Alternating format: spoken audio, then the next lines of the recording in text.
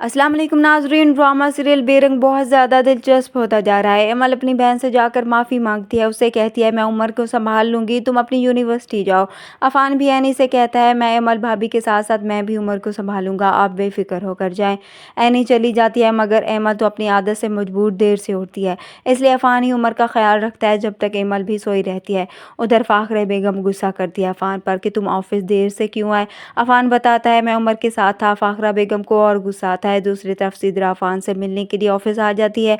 उसे कहती है तुम उस एनी की वजह से मुझे छोड़ रहे हो। तो अफान उसे कहता है उमर और एनी भाभी मेरी जिम्मेदारी है और उनका ख्याल रखना भी मेरा फ़र्ज़ है, मगर तुमने मुझ पर एतबार ना करके मुझे ये सोचने पर मजबूर कर दिया कि अब मुझे एनी और उमर का सहारा बनना चाहिए।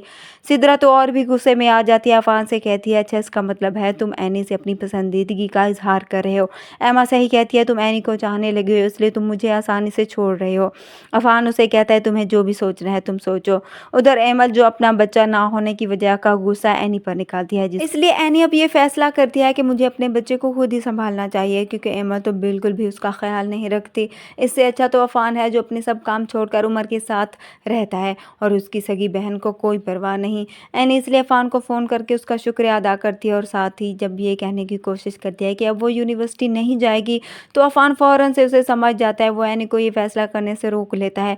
आकर एमल से कहता है भाभी आप कैसी बहन है, इस मुश्किल घड़ी में तो आपको अपनी बहन का साथ देना चाहिए, मगर आप तो ज़रा भी परवाह नहीं करती। एमल को गुस्सा आ जाता है कि तुम क्यों बार बार एनी की साइड लेते हो, उमर उसका बच्चा है और वो उसको खुद ही संभालेगी। उधर खाला भी अफान के इस रवैये की वजह से गुस्से में होती है। इस बात का उसे गुस्सा होता है कि अफान हर वक्त एनी की साइड लेता है।